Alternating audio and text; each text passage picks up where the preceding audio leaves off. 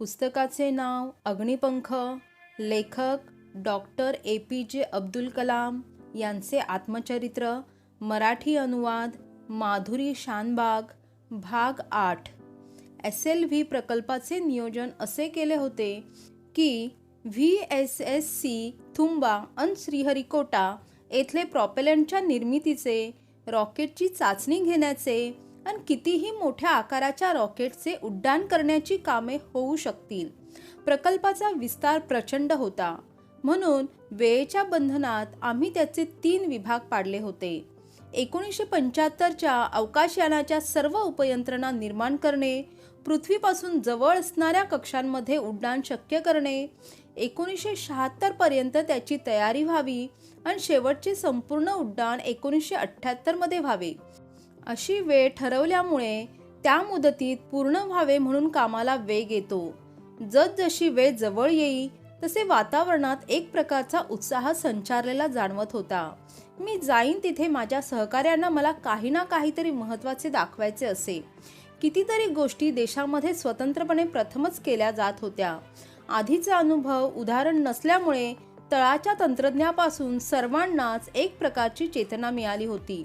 प्रत्येकाच्या कृतिशीलतेतून काही ना काही नवे बाहेर येत होते. ज्ञानाचा, कौशल्याचा सतत वापर करत राहिले तर नवनव्या संकल्पना सुचत राहतात आणि नवनिर्माण होते. जितके आपण आपल्या कुवतीचा वापर करत राहतो तेवढ्या त्याच्या कक्षा रुंदावत जातात. व्यक्तिमत्वाच्या विविध पातळ्यांवर आपली गुणवत्ता वाढवत फुलत जाते. त्यातूनच दृष्टिकोन, वैशिष्ट्ये, मूल्ये, स्वभाव तयार होत राहतात.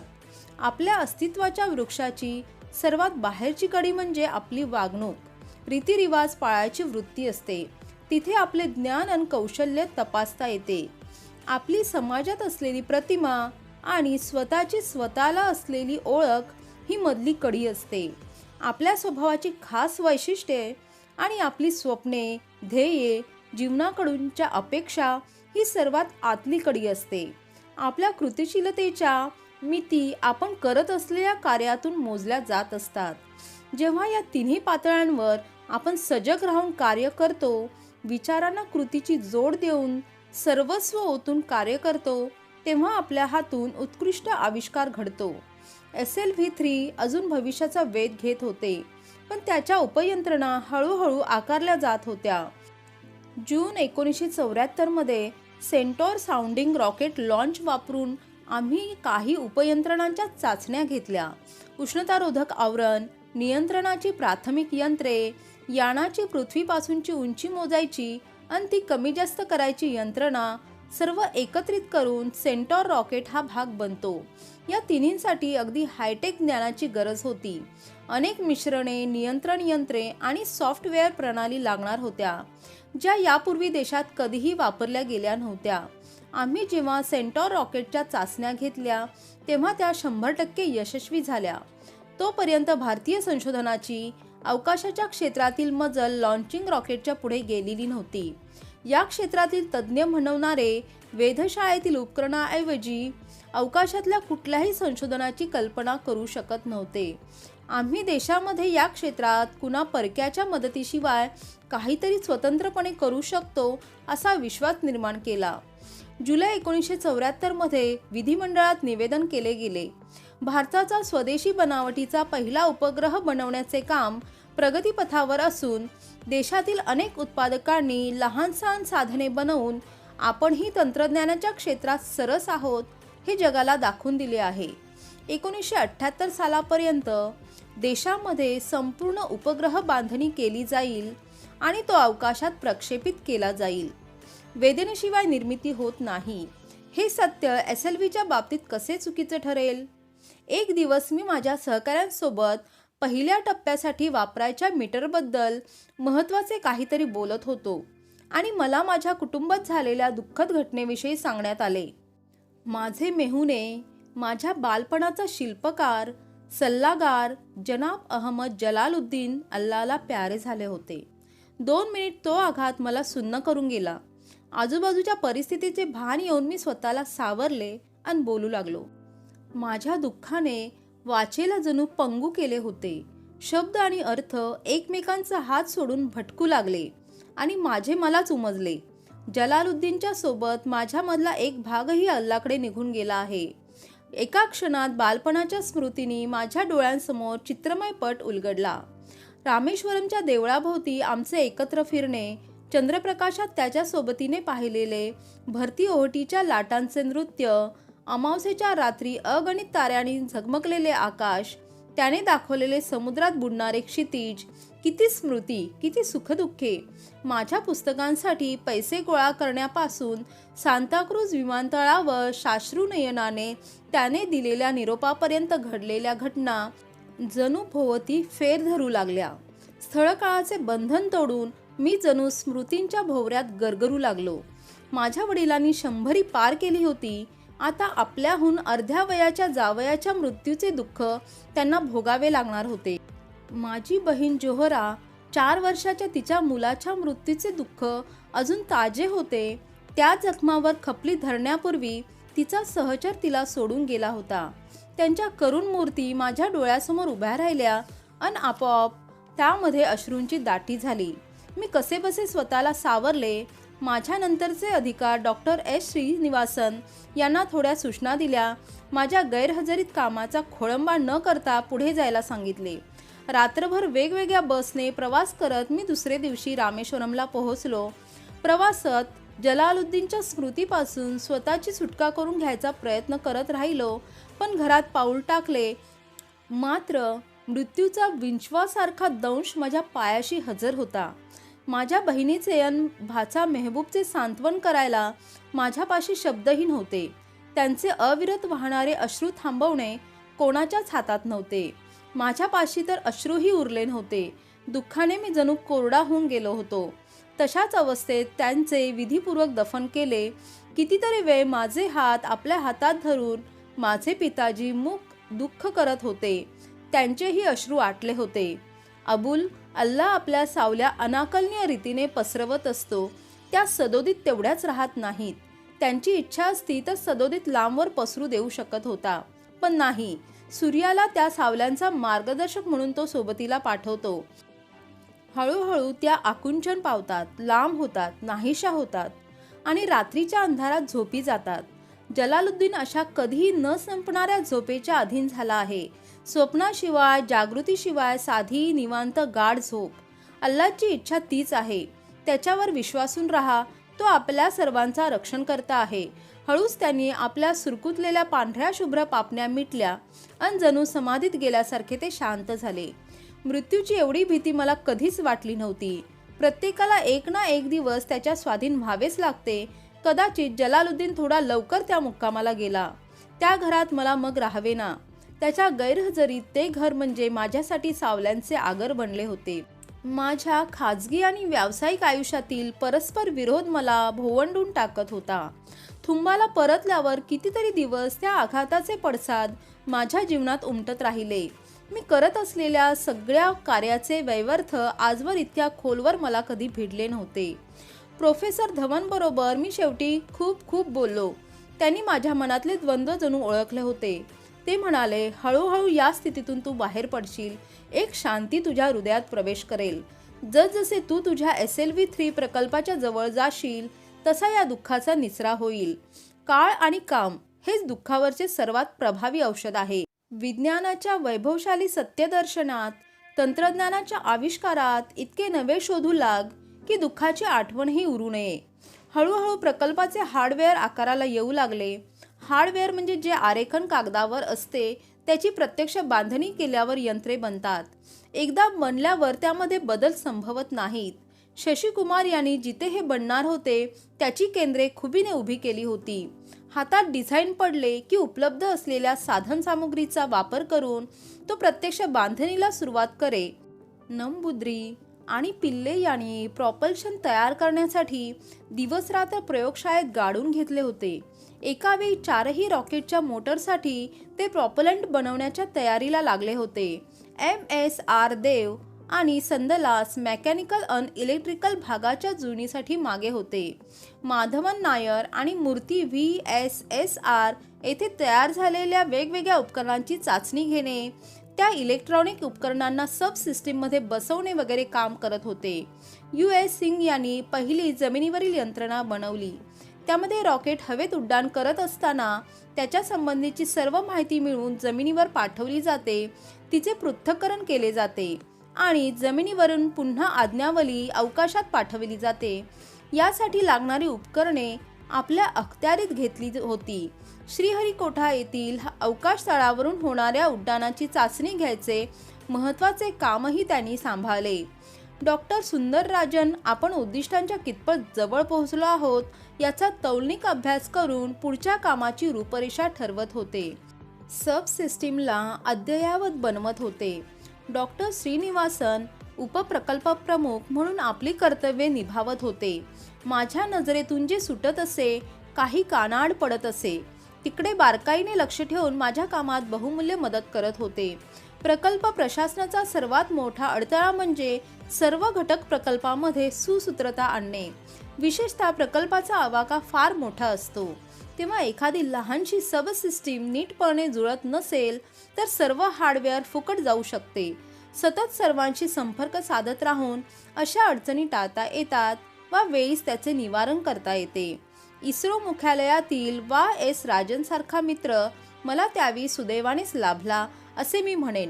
टर्नर, फिटर, इलेक्ट्रिशियन, ड्रायव्हर पासून संशोधक, अभियंते, कंत्राटदार आणि प्रशासकीय अधिकारी या साऱ्यांशी जिव्हाळ्याचे वागणे राजन यांना जमत असे.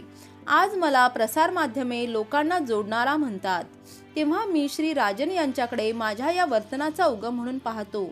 त्यांच्या जवळकीच्या वागण्यामुळे असंख्य लोकांच्या कष्टांच्या मृदू लवचिक धाग्यांमधून एक मजबूत घट्ट विणीच्या वस्त्राचा उद्भव झाला. 1976 मध्ये माझ्या वडिलांचा मृत्यू झाला. वय वाढल्याने अनेक व्याधींनी त्यांना जर्जर बनवले होते. जलालुद्दीनच्या मृत्यूने त्यांच्या प्रकृतीचाच नव्हे तर जीवन इच्छेचाच लचका तोडला होता. जगण्याची इच्छाच मरून गेली होती. जणू जलालुद्दीनने आपली जीवनयात्रा संपवल्यावर त्यांनाही आपला प्रवास संपवण्याची घाई लागली होती. त्यांच्या प्रकृती अस्वास्थ्याबद्दल कळले की मी एखाद्या चांगल्या डॉक्टरला घेऊन रामेश्वरमला भेट देत असे. मग माझ्या काळजीखोर स्वभावाबद्दल आणि डॉक्टरांवर विनाकारण पैसे उधळल्याबद्दल ते माझी कान उघडणी करत, तुझी भेट होणे हेच माझे औषध आहे, डॉक्टरांच्या फीसाठी आणखी पैसे खर्च करू नकोस असे ते म्हणत. यावेळी मात्र औषध, काळजी, पैसा या पलीकडे त्यांची प्रकृती पोचली होती. माती शेवटी मातीतच मिसळली होती. माझे पिताजी जैनुलाब्दीन रामेश्वरमच्या पवित्र परिसरात 102 वर्ष श्वास घेऊन अल्लाकडे निघून गेले. त्यांच्या मागे 15 नातवंडे अनेक पंतू होते. नेकीने वागणाऱ्या माणसाला अल्लाह स्वर्ग बहाल करतो. त्यांच्या भोवती त्यांच्या प्रिय माणसांचा स्वर्ग होता. किती सुरेख आयुष्य होते त्यांचे. माझ्या पित्याचे आयुष्य आणि मृत्यू म्हणजे सफल जीवनाचा आदर्श होता. साध्या, विश्वासू, प्रामाणिक माणसाचे आयुष्य ते जगले. अल्लाच्या नजरेतून आपले कुठलेही कृत्य सुटणार नाही याची सदैव जाणीव ठेवून त्यांच्या हातून काम केले जाई. त्यांच्या दफनविधीनंतर रात्री मी एकटा असताना एक कविता मला आठवली. इट्स या थोर कवीच्या मृत्यूनंतर ऑडेन या त्याच्या मित्राने लिहिलेली ती कविता जणू माझ्या पित्यासाठीच लिहिली असे मला वाटते. भूमाते, या सन्माननीय पाहुण्याचे स्वागत कर. इट्स चिरविश्रांतीसाठी पहुडला आहे. दिवसाच्या बंदिस्त तुरुंगात तो कैद आहे. आता तरी स्वतंत्र माणसांना शिकव, तो किती महान होता. जगाच्या दृष्टीने तो एक वृद्ध माणसाचा मृत्यू होता. त्यांना श्रद्धांजली वाहण्यासाठी सभा झाली नाही आणि ध्वजही अर्ध्यावर उतरले गेले नाहीत. वर्तमानपत्रांनी मृत्यूलेख लिहून त्यांना आदरांजली वाहिली नाही. ते कोणी बुद्धिवंत नव्हते, राजकीय नेते नव्हते, धनाढ्य उद्योगपतीही नव्हते. देवाने जसे त्यांना पृथ्वीवर पाठवले, साधे आणि पारदर्शक, तसे ते शेवटच्या श्वासापर्यंत राहिले. माणसाचे अंतर अभ्यासण्यापेक्षा जग बाह्य रूपात त्याला मोजते आणि जोखते. माझ्या वडिलांनी आयुष्यभर मांगल्याची आराधना केली आणि ती सुद्धा नाईलाज म्हणून नव्हे तर एक जीवनमूल्य म्हणून. आयुष्यात चांगल्याचाच अवलंब केला. तसेच त्यांना दुःख खूप भोगावे लागले. जसजशी वयाची वर्षे वाढत गेली तसे त्यांच्या आयुष्यातील हीन जळून गेले आणि फक्त त्यांच्यात जे देवत्व शिल्लक होते तेच हळूहळू फुलत वाढत गेले. त्या देहरूपी मृत्यूने शेवटचे हीन दफन झाले. उरले सोन्यासारखे देवत्व, जे अल्लाकडे परत गेले, ठरवलेल्या स्वर्गाच्या वाटेवर जाऊन पावन झाले.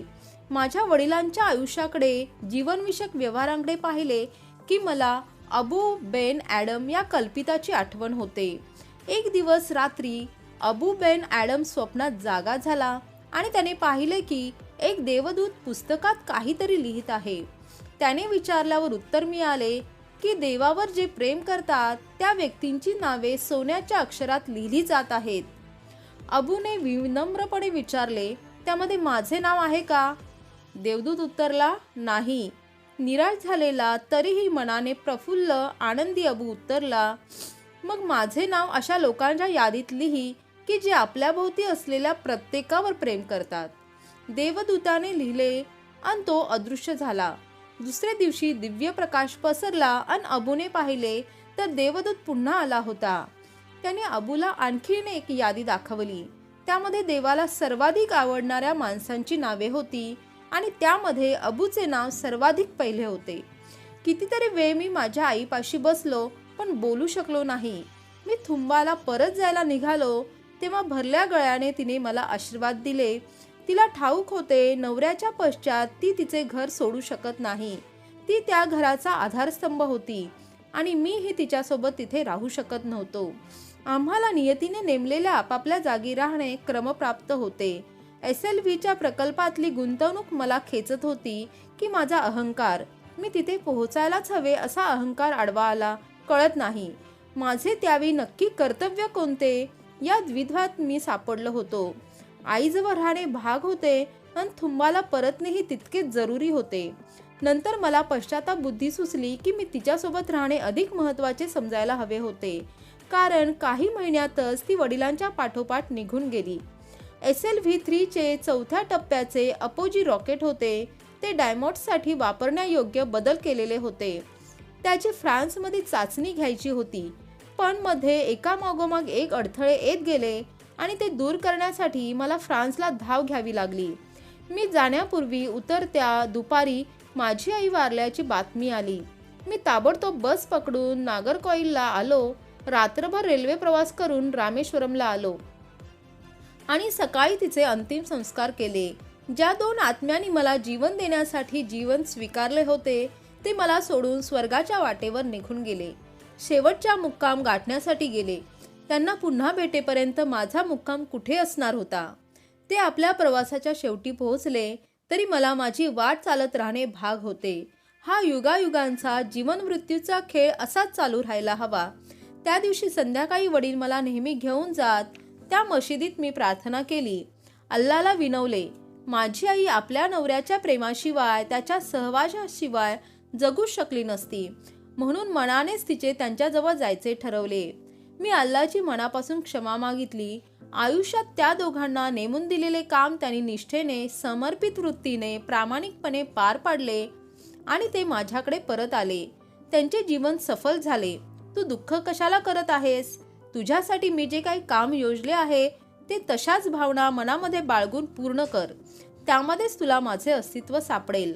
हे शब्द कुणीही उच्चारले नाहीत, पण मला मात्र ते अगदी स्पष्ट आणि मोठ्याने ऐकू आले. कुराणमधील मृत्यूच्या सांत्वनाने अनेकदा स्फूर्ती ठरलेले शब्द मला आठवले. तुम्ही मिळवलेली संपत्ती आणि तुमची मुले हा फक्त मोह आहे. अल्लाच्या सदैव निकट राहणे हे खरे शाश्वत सुख आहे. मशिदीतून मी बाहेर आलो आणि रेल्वे स्टेशनकडे निघालो. तेव्हा माझ्या मनात पूर्ण शांती होती. मला आठवत राहिले, नमाजाच्या वेळी मुल्लाची आजान ऐकू आली की माझ्या घराची एक छोटीशी मशीद व्हायची. आई वडील दोघेही गुडघे टेकायचे आणि त्यांची मुले नातवंडे त्यांचे अनुकरण करायची. दुसऱ्या दिवशी मी थुंबाला पोहोचलो तेव्हा शरीराने दमलो होतो, भावनिकदृष्ट्या उद्ध्वस्त झालो होतो, पण माझ्या ध्येयाबद्दल निश्चयी होतो. भारतीय बनावटीची रॉकेट मोटार परदेशी भूमीवर आम्ही उडवून दाखवू. फ्रान्सला SLV-3च्या अपोजी मोटारच्या चाचण्या यशस्वी रीतीने पूर्ण करून आलो आणि डॉक्टर ब्रह्मप्रकाशने मला वर्नर व्हॉन ब्राऊन भेट देत असल्याची बातमी दिली. अवकाशशास्त्राशी संबंधित प्रत्येकाला वर्नर व्हॉन ब्राऊन ठाऊक आहेत. दुसऱ्या महायुद्धात लंडन बेचिराख करणारी V2 नावाची संहारक क्षेपणास्त्रे त्यांनी बनविली होती. युद्धाच्या शेवटच्या दिवसात त्यांना दोस्त राष्ट्रांनी पकडले. त्यांच्या बुद्धिमत्तेचा गौरव करण्यासाठी नासाच्या अवकाश संशोधन कार्यक्रमाच्या उच्च पदावर त्यांची नेमणूक केली. अमेरिकन सैन्य दलासाठी काम करताना त्यांनी ज्युपिटर या क्षेपणास्त्राची निर्मिती केली. 3000 किलोमीटरचा पल्ला गाठू शकणारे IRBM या प्रकारात मोडणारे ते पहिले क्षेपणास्त्र होते. माझ्या विषयातल्या त्या गुरुतुल्य व्यक्तीला मद्रास विमानतळावर आणायला मी जायचे, असे डॉक्टर ब्रह्मप्रकाशने विचारताच मी आनंदाने फुलून गेलो. व्हर्जेलटंग्सवाफे म्हणजे नाहीसे करणारे शस्त्र या जर्मन शस्त्राचे लघुरूप म्हणून V2 असे नाव त्या क्षेपणास्त्राला दिले होते. रॉकेट्स आणि क्षेपणास्त्राच्या क्षेत्रात V2 ची निर्मिती हा एक मैलाचा दगड मानला जातो. किंबहुना ती या क्षेत्रातील सर्वात महत्त्वाची घटना आहे.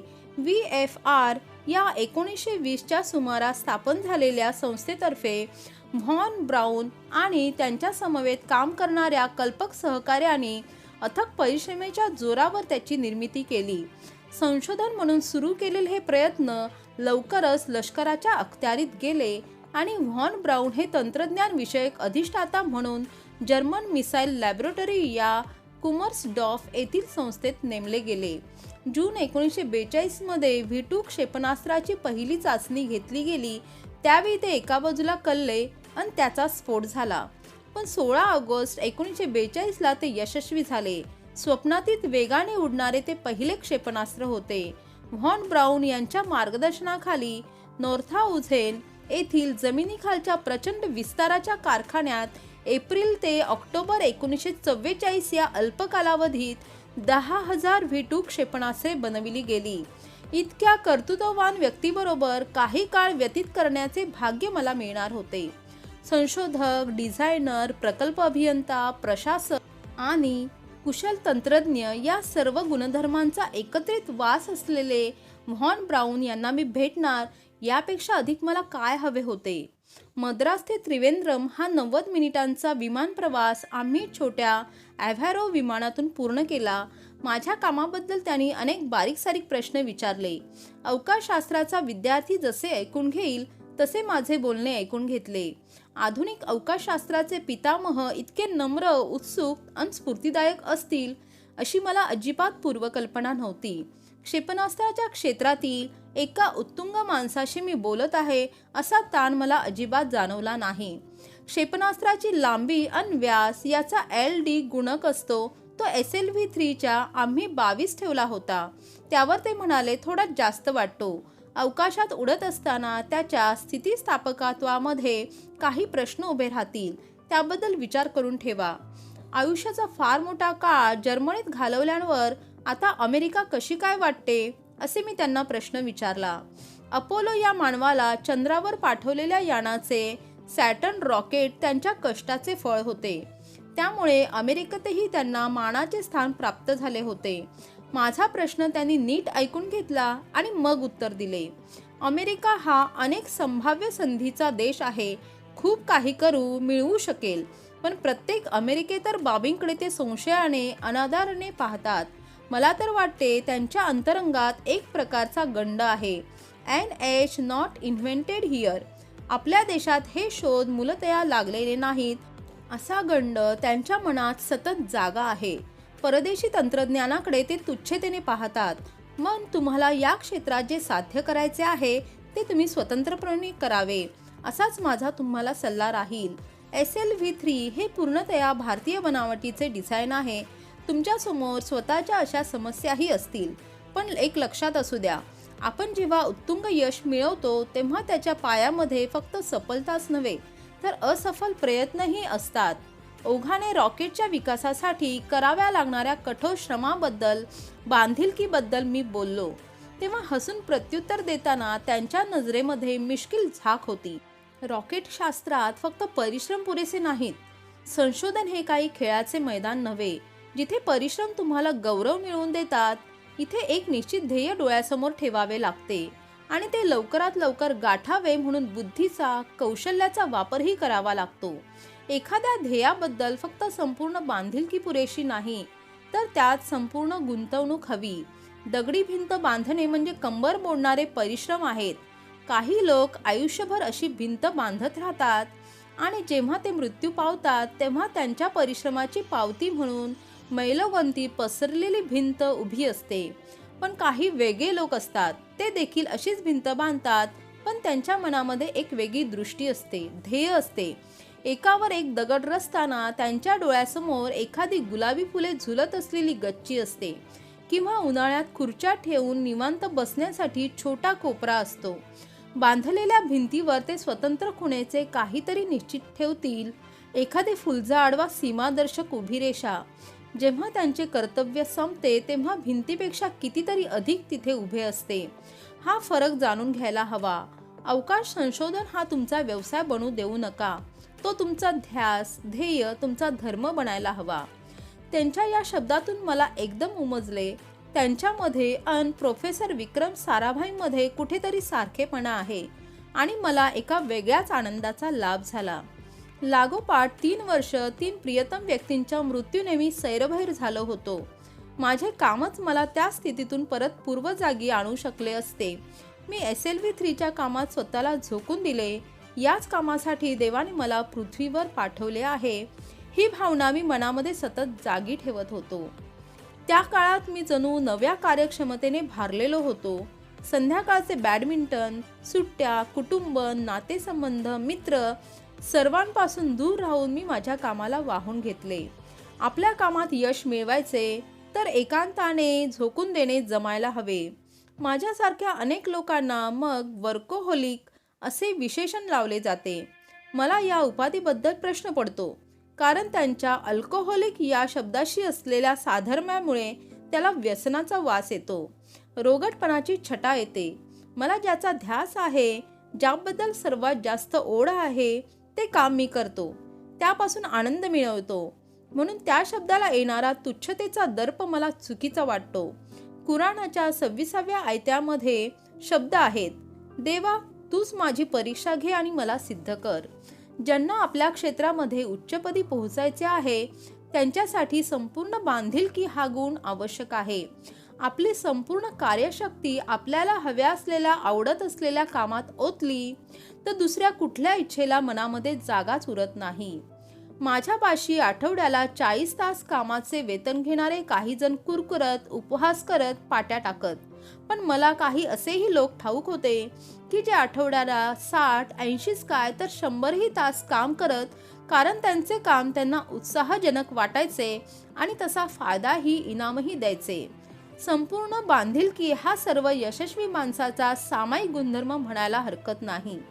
ज्यावर आपला पूर्ण विश्वास नाही ते कधीही आपल्या हातून नीटपणे पूर्ण होणार नाही. कामामुळे उत्पन्न होणारे ताणतणाव सहन करायची आपली तयारी हवी. स्वतःच्या कृतीबद्दल शंकाग्रस्त असलेल्या आणि कामाला सदैव तत्पर असलेल्या माणसांमध्ये एक महत्त्वाचा फरक असतो. त्यांना येणाऱ्या अनुभवांना ते कसे सामोरे जातात यावर त्यांच्या कामाचा दर्जा ठरतो. आपल्या मनाची, शरीराची पूर्ण तयारी झाली नसेल तर यश मिळवणे, पचवणे माणसाला जड जाते. प्रत्येकात एक देवदत्त सुप्त बुद्धी असते. आपल्या आंतरिक इच्छांमुळे त्या सुप्त बुद्धीला चालना मिळाली की ती जागृत झाली तर हातून खूप मोठे कामे पार पडतात. एकदा स्वतःला कामाची बांधिलकी, समर्पित भावना यांनी प्रेरित केले की कामाची गुणवत्ता अधिक वाढण्याकडे आपण आपोआप प्रयत्नशील राहतो. त्यासाठी प्रकृतीची ही गरज आहे, कारण अमर्याद कार्यशक्ती उत्तम प्रकृतीच देऊ शकते. यशाचा मार्ग नेहमी चढतीचा असतो. माउंट एव्हरेस्टवर चढाई असेल किंवा आपल्या क्षेत्रातले शिखर सर करायचे असेल तर उत्तम प्रकृती जाणीवपूर्वक जोपासायला हवी. माणसे जन्माला येताना वेगवेगळ्या कार्यशक्तीची पुंजी सोबत घेऊन येतात.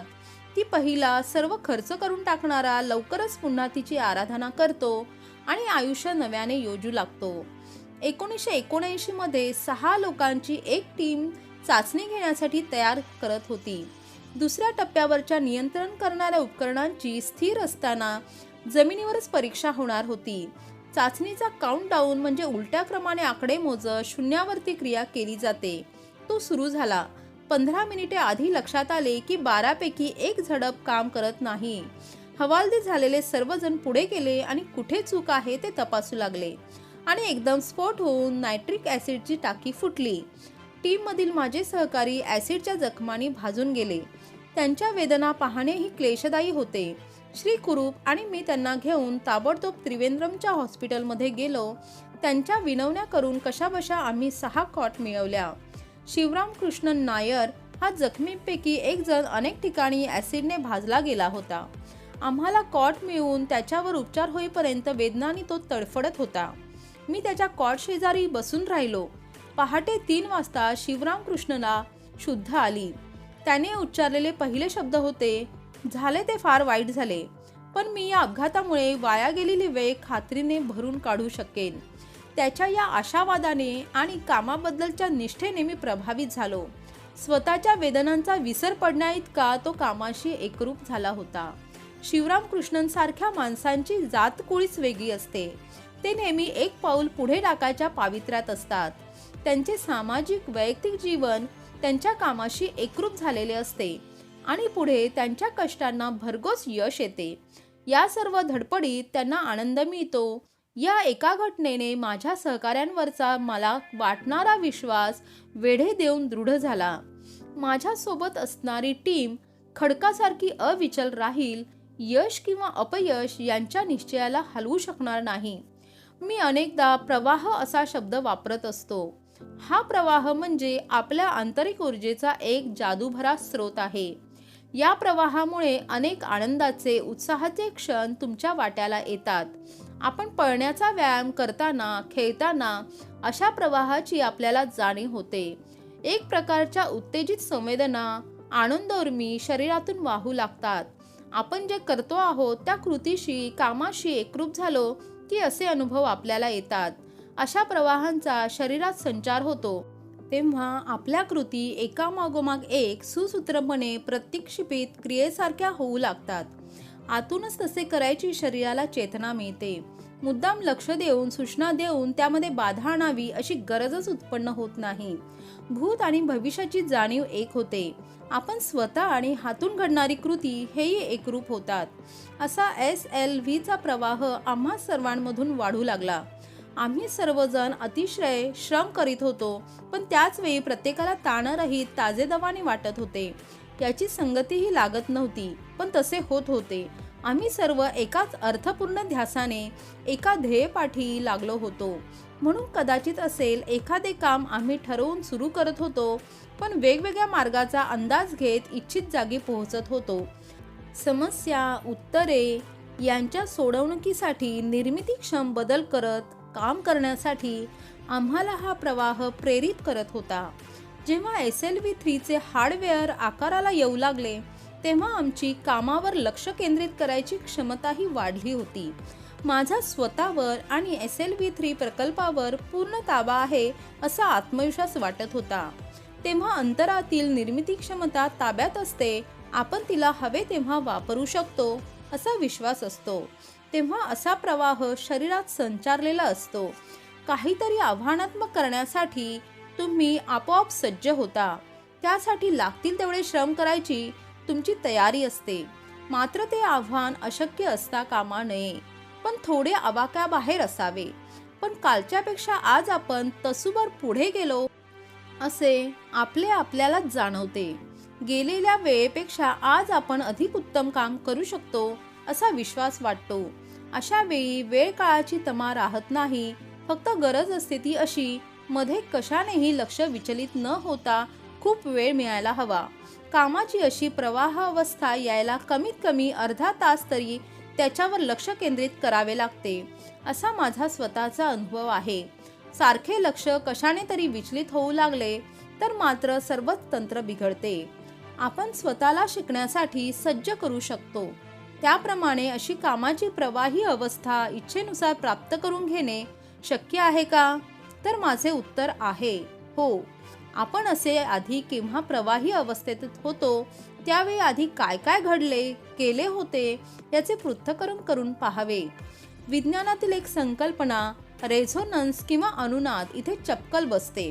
प्रत्येक वस्तूची स्वतःची अशी वारंवारता असते आणि विशिष्ट कारण परंपरेने ती उद्दीपित केली जाते. ती उत्साहाचा ऊर्जा प्रवाह दुप्पट वेगाने शरीरातून वाहू लागतो.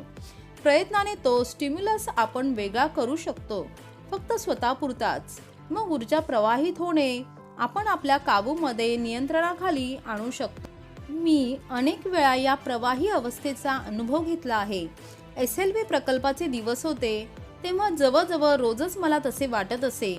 कधी प्रयोगशाळेत काम करत असताना मी मान वर करून पाही आणि पूर्ण प्रयोगशाळेत मी एकटाच उरलो आहे असे माझ्या निदर्शनाला येईल. जायची वेळ केव्हाच टळून गेलेली असे. कधी कधी मी व माझे सहकारी कामात असे काही बुडून जात होतो की जेवणाची वेळ होऊन गेली हे लक्षातच येत नसे. भुकेचे शुद्ध राहत नसे. मागे वळून पाहताना आज लक्षात येते की SLV प्रकल्प शेवटच्या टप्प्यात असताना सर्व माहिती एकत्र करून प्रत्यक्ष कामाला सुरुवात करताना असे ऊर्जा प्रवाह माझ्या शरीरात संचार करत होते. मला एक प्रकारच्या उन्मनी अवस्थेत नेत होते. एकावेळी अनेक बाबींकडे मी लक्ष देऊ शकत असे.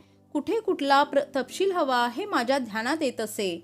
आज्ञा देणे, निर्णय देणे, अंमलात आणणे अशी कामे एकमेकात न गुंता मी करू शकत असे. ऑफिसात बैठकीचा तगादा नसेल, प्रशासकीय गोंधळ नसेल, समर प्रसंग नसेल तेव्हा असा प्रवाहीपणा अधिक काळ मला सोबत करत असे. हळूहळू अशा वेळांचे प्रमाण वाढत गेले तसा माझा कामाचा झपाटाही वाढत गेला आणि 1979च्या मध्यावर SLV3 चे स्वप्न सत्यदृष्टीत साकारले. 10 ऑगस्ट 1979 ही तारीख पहिल्या प्रत्यक्ष चाचणीसाठी निश्चित केलेली होती. या चाचणीची प्राथमिक उद्दिष्टे निश्चित होती.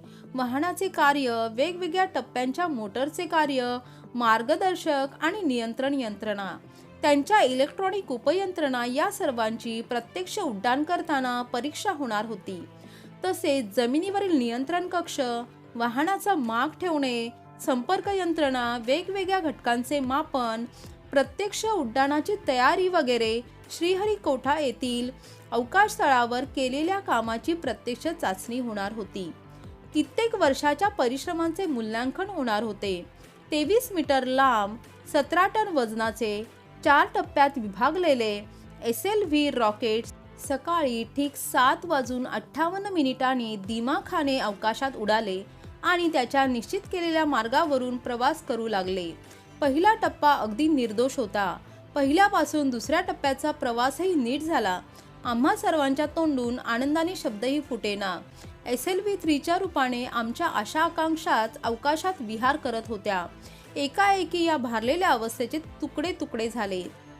दुसरा टप्पा नियंत्रणाबाहेर गेला. 317 सेकंदानंतर उड्डाणाची इतिश्री झाली. यानाचे अवशेष, त्यात माझा आवडता चौथा टप्पाही होता. पेलोड श्रीहरिकोटापासून 560 किलोमीटर अंतरावर समुद्रार्पण झाला. आमची मने जणू कुणी कडेलोट करावा तशी निराशेने बधीर झाली. माझ्या मनात निराशा आणि राग यांचे अजब मिश्रण झाकोळून आले. एकदम माझ्या पायाखालची शक्ती खेचून घ्यावी तसे ते लाकडासारखे ताठ झाले, दुखू लागले. माझ्या शरीरात नव्हे तर मनामध्ये बिघाड झालेला मला जाणवला. हॉवरक्राफ्ट, नंदीचा अकाली मृत्यू, कालबाह्य झालेले म्हणून नाकारण्यात आलेले रॉटो, गर्भावस्थेत असताना नख लावलेला डायमॉट, चौथ्या टप्प्याची मोटर, सर्व एका सेकंदाच्या अवधीत मनासमोर चित्रे बनून सरकले. सर्व निराशेच्या सावल्या मी राखेत पुरून ठेवल्या होत्या. त्यातून निखारा फुलावा तशा त्या उभ्या राहिल्या. अलीकडच्या काही वर्षात मी या सर्व अपयशांना स्वीकारून टाकले होते. नव्या स्वप्नांच्या मागे मला उधळून दिले होते. त्या दिवशी खोल गर्तेत असताना मी ती सर्व अपयशे पुन्हा नव्याने भोगली. कुणीतरी मला विचारले याचे कारण काय असावे. मी उत्तर शोधायचा प्रयत्न केला, पण अशी बधिरता आली होती की मी याचा प्रयत्न सोडून दिला. पहाटे उड्डाण झाले होते, पण रात्रभर मी एक एक यंत्रणेचे परीक्षण करत जागवली होती. जवळजवळ आधी आठवडाभर मी रात्रीची क्वचितच झोप घेतली असावी. मनाने आणि शरीराने कुणीतरी पिळून काढावे तसा मी शक्तिहीन झालो होतो. सरळ माझ्या खोलीत गेलो आणि कॉटवर झोकून दिले. खांद्यावरच्या स्नेहल स्पर्शाने मला जाग आली. दुपार ओसरून संध्याकाळची उतरती उन्हे पसरत होती. माझ्या कॉटजवळ डॉक्टर ब्रह्मप्रकाश उभे होते. त्यांनी मला विचारले, जेवायला जायचे का? मी त्यांच्या जिव्हाळ्याने काळजीने हेलावून गेलो. मग मला समजले की ते 2 वेळा आधी खोलीवर येऊन गेले आणि मी घाट झोपलेला पाहून परतले होते. मी जागा व्हायची वाट पाहत ते थांबले होते. मी दुःखात जरूर होतो, पण एकाकी नव्हतो. डॉक्टर ब्रह्मप्रकाश यांचा सुजान सहवास माझ्यासोबत मला नवा विश्वास देत होता. भाग 8 समाप्त. आपणास जर माझे वाचन आवडले तर व्हिडिओला लाईक आणि शेअर करा. यांसारख्या अनेक कथा, कादंबऱ्या ऐकण्यासाठी चॅनलला सबस्क्राईब करा. आपले मौल्यवान मत कमेंट सेक्शनमध्ये लिहा. धन्यवाद.